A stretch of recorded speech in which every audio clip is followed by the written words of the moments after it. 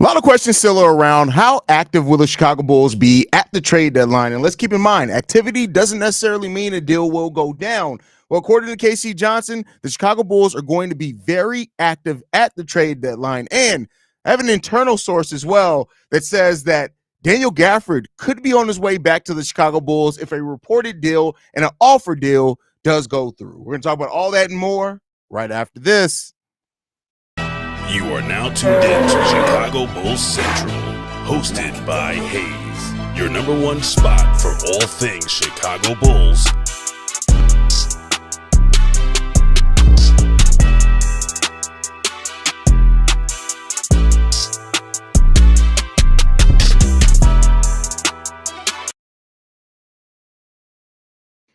What's going on, Bulls fans? Welcome to another episode of Chicago Bulls Central, your number one spot for everything Chicago Bulls related. I'm the host there, Hayes, but more importantly, you guys can follow the channel at Bulls Central Pod on every social media platform we happen to be on. With that said, let's go ahead and get into this content for today, y'all. And I'm gonna let y'all listen. I'm gonna wait till it builds up a little bit. We got a reported deal. This is the first time that I've gotten word that I can go live on something that is being talked about that hasn't necessarily been released to the public yet. And we'll talk about that a little bit. But with that said, man, the Bulls are reportedly open for business at the trade deadline, and meaning that the Bulls do want to desperately make a trade. This does come from Casey Johnson. Now, I want to be clear here. That does not mean that a trade will go down, but the Bulls are looking to make a trade. Reportedly as well, the Bulls have kind of moved off the Zach LaVine. They understand that that market is not going to be there for Zach LaVine. And we also got new kind of rumors on why the Chicago Bulls could actually look to move off of Coby White and Dosunmu due to a new rule in the CBA as well that we'll get into here in a little bit of a second. But I want to start off talking about this. The Chicago Bulls being active at the trade deadline. Here it goes. And we got a comment from right here. Bulls don't have a choice in being active at the trade. You do realize that still is a choice, right? They have a choice. And see, this is the thing that people like to talk about. Like, the Bulls have a choice. They're the reason why some of these deals go down. It's not that they don't have offers. It's that they haven't taken those offers. So let's stop on the pessimism for a while and let's hear what things are going out for. And we'll talk about it as we go on. But with that said, though, is that the Bulls would love to make a move. Specifically, they would love to make a move around Nikola Vucevic, Patrick Williams, or Lonzo Ball. That is kind of the focus right now. They've moved off of the place of kind of moving Zach LaVine. They kind of understand that the market is not going to be there for Zach LaVine, and that's perfectly fine, right? We kind of already understood that the contract of Zach LaVine, all that is going to make it very difficult to move off a player like Zach. But with the Bulls now kind of focusing more, even saying so much as they feel confident that they can move Nikola Vucevic up into the trade deadline. That's, again, per Casey Johnson. And that gets into one of the things that I guess we'll go ahead on it. So there has been talk between the teams, not saying advanced talks, because keep in mind, there were talks with the teams between the Nuggets and the Bulls, and that went nowhere. But there have been talks between the Mavericks and the Chicago Bulls in regards to a flip of Nikola Vucevic for Daniel Gafford. That's the framework of the deal. There'll have to be other pieces involved when it comes down to make that trade work because of the contracts and the money there. But this is listen, again, I say this with everything, even with the source coming from somebody that I know. Take everything with a huge grain of salt. That is the first and foremost thing. Everything needs to be taken with a huge grain of salt. Outside of that, though, to say this, I try to look at things from both sides, right? The Dallas Mavericks reportedly wanted a wing defender. Nikola Vucevic is not that. And while they do have Derek Lively, who is solid, but he's out with injury right now, I don't know if a Vooch for Daniel Gafford trade makes sense for both sides. I just don't know if that's the thing, right? Now, with that said, is that the fact that the two teams have had talks kind of tells me that the Bulls are kind of looking and open to really just about, or maybe getting to that place. I'll say maybe getting to that place where they're willing to just not take anything back, but they are willing even to kind of hurt their team for the rest of the way. One of the things that have hurt the Chicago Bulls team for a while is that they have been so focused on competing and contending that it's kind of hurt them in some opportunities to take advantage of assets. if this talk has gone far, it would kind of mean a different mindset when it comes to that. Again, this is a player in Daniel Gafford that this front office is the one that traded away. Not to say that he's the same player. He has changed and grown over that time. And he does have a lesser contract than Nikola Vucevic. It's $13 million this year, $14 million next season, and then he's a free agent at the same time Vucevic's contract would have run out. But this is an interesting standpoint because this is kind of the first time that we've heard in regards to a team like this, right? And we'll see where this goes, right? That when you look at it and think about Gafford on this team, right, the potential of that, I will say this, having Josh Giddey and Lonzo Ball and him able to run pick and rolls and him to be a lob threat for those guys is enticing. I even think you can get away with playing Jalen Smith and Gafford together some, right? I don't know if Billy Donovan will go to that lineup a lot. It would be an interesting thing to look out for, right? But again, it would go back to the fact that, and I've already seen the comments, this would be the Bulls not try again. They're not trying to get equal value back. They're not trying to get better with this trade. That's not what they're doing. They're looking at gaining assets. And you have to look at it, what the Dallas Mavericks, what else do they have in a move like this to offer? Well, the Dallas Mavericks do have a 2026 pick that they can offer. Now, they would probably put heavy protections on that, especially considering the place that the team is in. Other than the 2026 pick, they can't move another pick into 2031, I believe. It may even be 2032. So that would mean that the Dallas Mavericks would have to be in on providing a first-round pick with heavy protections for Vooch, and I don't know if I see that happening. But we'll see.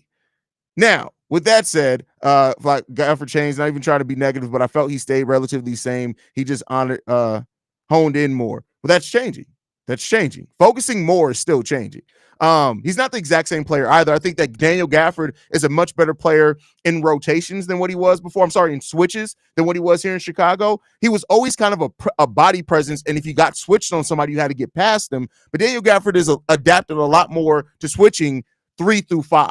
A lot more. Now, again, I'm not saying that he switches and you want him guarding threes a whole lot of time, but I do think that he has changed in that aspect of his game. But that's an interesting standpoint, right? So take that with whatever you will. We'll go off that. It is what it is.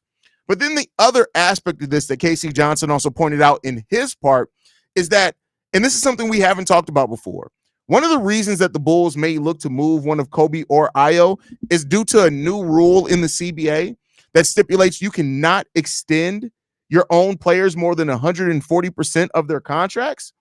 And you can't even exceed that unless you have the cap space to sign them. So in previous CBAs, right, is that if you extended a player while they were on the contract, so meaning next season for the Chicago Bulls, you can go to 120%. But if you waited until their contract expired, it treated as a free agent, you can go above that. Well, if you re-sign your own free agents, now that 140% rule, it does get them a little bit more, but you still have to have the cap space to do that. That's what's going to be interesting here, right? Now, they can still let them hit the unrestricted free agent market and risk some things there, but it's just an interesting other standpoint, and that's why the Bulls could be looking to increase whatever salary cap that they have if they want to re-sign Ayo and Coby, but if they don't think that they can, that is why some deals could come later down the road, probably not at this trade deadline, but that's also something else that's coming along, right? So it's something that the Bulls are really open to really all possibilities. It seems like leading into this trade deadline still doesn't mean that anything's necessarily going to happen, right? But we'll see. Reginald, 2026 first is mandatory of Dallas. I completely agree with you. 125% agree with you on that one. I'm all for the Bulls actually holding value for their players and not giving these guys up for nothing. I completely agree with you on that one. Shay, you really have to think long term if you're making a deal, if you're okay, because remember, you have a bunch of young guys. Yeah, and I think that's what this is kind of like, per what we're hearing from the little bit of rumors that are trickling in. It really is a lot of moves that create cap space and gain assets. And that may be what the Bulls are setting themselves up for, because keep in mind, right, the Bulls have to make decisions on extensions to Josh Giddey this upcoming offseason, Coby and Ayo the offseason after that. Dalen Terry is coming up as well sometime over that time period. right? And I'm not saying that they're going to keep all those guys, but there are decisions that have to be made there, because then even if you don't plan on keeping those guys, you then have to also have cap space, because keep in mind, in the NBA, just because a player walks away, right? If Josh Giddey signs with another team for $20 million, that doesn't mean we have $20 million that we could have gave him that can go to a free agent, because again, you have to have the cap space to do that. So it seems like the Bulls are trying to set themselves up for some flexibility financially, which could maybe set them up to do other things. But then again, they have a $17 million trade exception that we know that they're probably not going to use. So there's that aspect of the things as well in that. So you got to look at. Because we will never bottom out and build through the draft with top quality talent. I'm happy to buy low on a star like Zion and build around. Zion isn't a star, and that's too big of a risk. And here's the thing. Go and look at some of the biggest stars in the NBA. Most of them weren't drafted in the top 5. Like, it just takes being smart. So it's not about that you can only bottom out to improve. That's not necessarily true. But if you don't bottom out, right, and you're not getting your pick of the top 4 draft picks, you got to make sure you're doing your due diligence. And that's why I do think the Bulls are really protective over their first round picks now, because they gave so many of them up. And you got to look at how Franz Wagner has developed, right? That wasn't a top 5 pick. It just wasn't. So, you got to be protective of those picks if you really want to extend your ceiling, and you got to see what that's going to turn into for your players, right? But you also got to be able to develop those guys, which the Bulls haven't done a great job at either, really. So, damn it, I don't want to lose Coby or I would much rather lose Josh before I lose one of those guys. And a lot of people are going to agree with you on that one. And I'm not saying you're wrong for feeling that way. What's the deadline? Is this a final trade round this season? So yes, so there is a trade deadline, meaning that after that date, you can do no more trades in the season. I believe it's February. Is it 6th this year? Maybe February 6th, I think. Has Zach played himself out of the buy low trades? He's worth his weight right now. I think that it happened a long time ago. If the Bulls were willing to buy low on Zach LaVine, they could have moved him last year when they were shopping him. So I think that, on top of being healthier and his play this year, I don't think I really think we're safe in worrying if the Bulls are going to sell low on Zach LaVine. I don't think they're going to sell low on Zach. Could you MFers please stop asking for Zion Williamson? If he was a good and effective player, the New Orleans Pelicans would be a lot further with him than without him. He's effective when he's on the court. He just can't stay on the court. If they're not going to use the $17 million trade exception next year, use it now on a 1-year, $85 million guy. Well, again, they can't, because they don't have that amount of cap space underneath this first tax apron, and that will send them into the luxury tax. So they're not going to do that either. So that's knowing and understanding the salary cap is one thing. Knowing and understanding the salary cap for how the Chicago Bulls restrict themselves and using it is a completely different PhD. Because you got to know Bulls math, right? There's NBA math, but then there's Chicago Bulls math. And Chicago Bulls math, best believe, will piss you the fuck off. I'm just letting you know that. Chicago Bulls salary cap math will piss you off. It's guaranteed to do it every single time, because they do not take the same approach most teams take. You can't cut Pat. He's on a guaranteed contract. That's not how it works. It's not how you can't just cut players. This is an NFL. You can't just cut players. Believe me, if you could, there are a lot of teams that would cut a lot of players to get out of some deals, but you just can't do that in the NBA. So, but with that said, I still stand on what I've said before, right? I say this. I stand on this. The most likely scenario is that the Bulls do nothing. That's still where I stand. That has not changed. I don't think that the Bulls are going to do anything, but they are taking calls, and they do want to make a move. And that unfortunately doesn't always mean that move will happen, but they do want to make a move. Hayes, I'm not a rational Chicago Bulls fan. I do understand making moves for the team, but don't just make the move where it's just quick and effective when making a move just because. Yeah, you never want to make a move just because. I think anytime any front office makes a move just because, the chances that you really, really get what you want out of that deal is very slim. You want to be intentional in how you're making your moves, at least in my opinion, right? Not everybody's going to share that, but hey. I would trade everybody except for Zach, Buzelis, Io, and I pick a guard between Zoe, Giddey, and Coby, then just build around that. Hopefully falling in the lottery. Yeah, I mean, that's not what's going to happen. This team's never going to try to tank in that manner. They're just not. That's not where AK comes from. They're just not going to do that. I think Coby White should be dealt to Orlando. Orlando would not make a move for Coby White.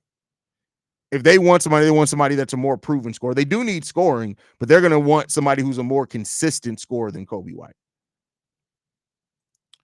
Dude, we can't cut Javon Carter. How in the hell are we going to cut Patrick Williams' $90 million contract, especially when he just signed him to that deal? Exactly.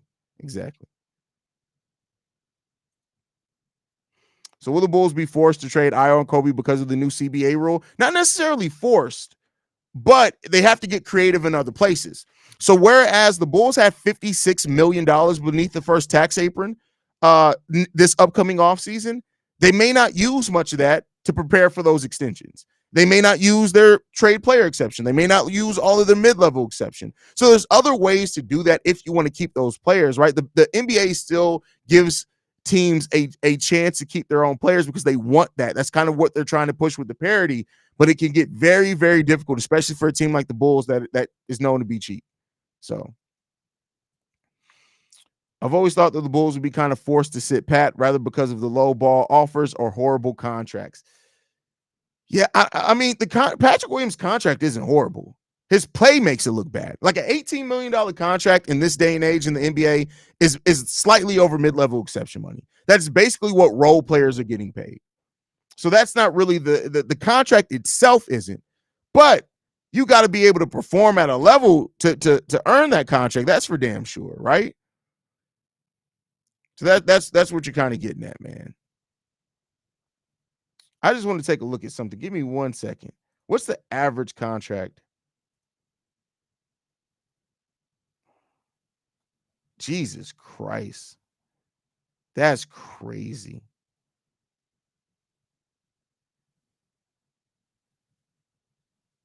So just for example, right, if you look at players that are around Patrick Williams' contract, right, you got PJ Washington, about $3 million less annual average salary. You got less years also on that. You got Bojan Bogdanovic, but he signed that with in a different era. Rui Hachimura is around that area. Harrison Barnes is getting paid $18 million a year. He's a vet though. Wait a second. I did not know this until just now. Patrick Williams is getting paid more than Lauri Markkanen?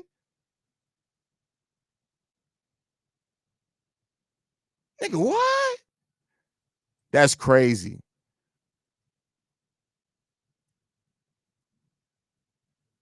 That's crazy. Delbert, Zach, I can tell you this. I'm pretty much guaranteeing you Zach isn't going anywhere. I can pretty much guarantee it now. I agree that the Bulls are likely to do nothing. They may bite if a team is offering a lightly protected first round picks, but teams want to fleece the Bulls with low ball offers, and that's the end result of you making stupid deals for the last few years, right? Teams now think that they can fleece you. So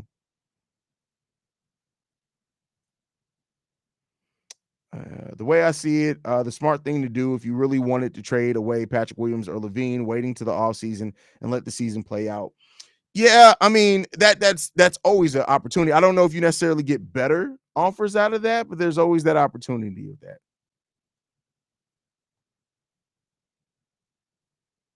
Thought Lauri did that in Cleveland. Yeah. I mean, yeah, he's still on the deal. He signed in Cleveland. He signed an extension that doesn't kick in, I think, until next year, which is the one he signed with Utah.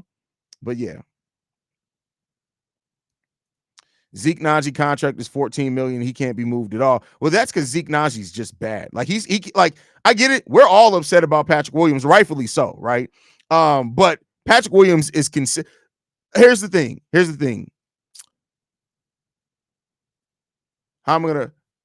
If Patrick Williams is the Michael Jordan of Patrick Williams type players, Zeke Naji is the Cristiano Felicio of Patrick Williams type players.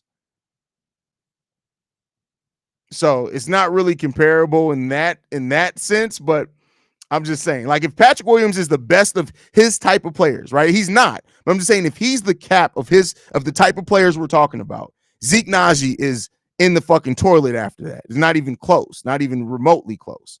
So you have that issue with it. But Zeke Najee's contract is only $8.8 million. Where'd you get $14 million at?